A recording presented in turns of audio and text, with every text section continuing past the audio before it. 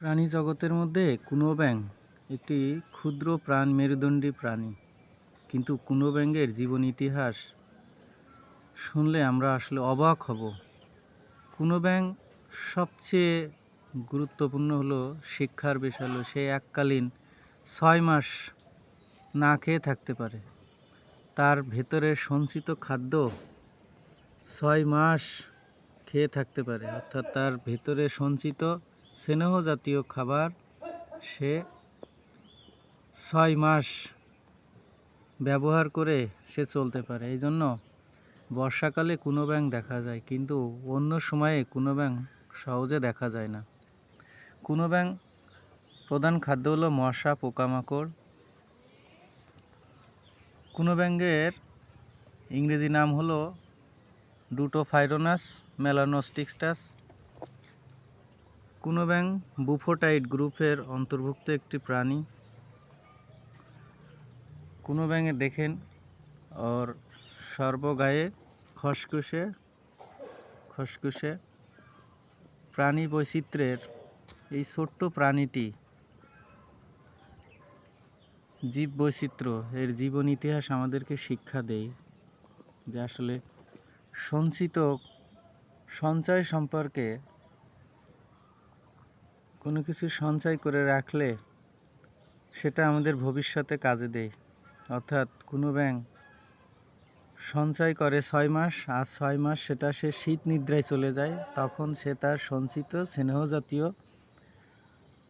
খাবার ব্যবহার করে। এই জীব বৈচিত্র্যের দেখুন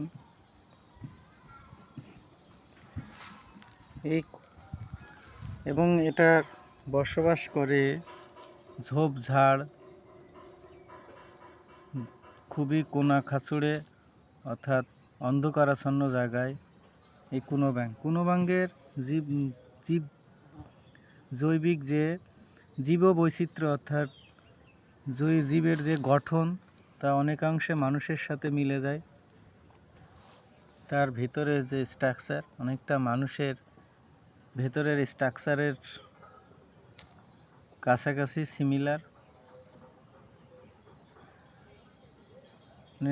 মশা পোকামাকড় খেয়ে বাঁচে, এজন্য কিন্তু কুনো ব্যাঙ ঘরের কোণে বা যেখানে থাকুক সেটা কিন্তু খারাপ না, ক্ষতিকর না।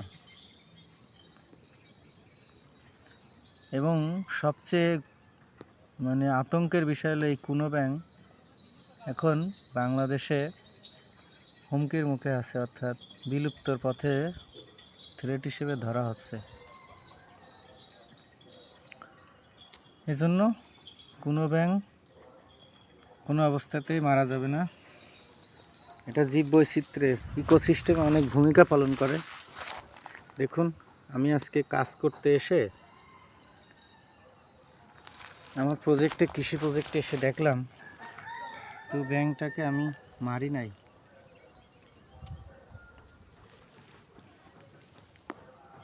সকলে ভালো থাকুন, জীব বৈচিত্র্য ইকোসিস্টেমের শৃঙ্খলা বজায় রাখুন।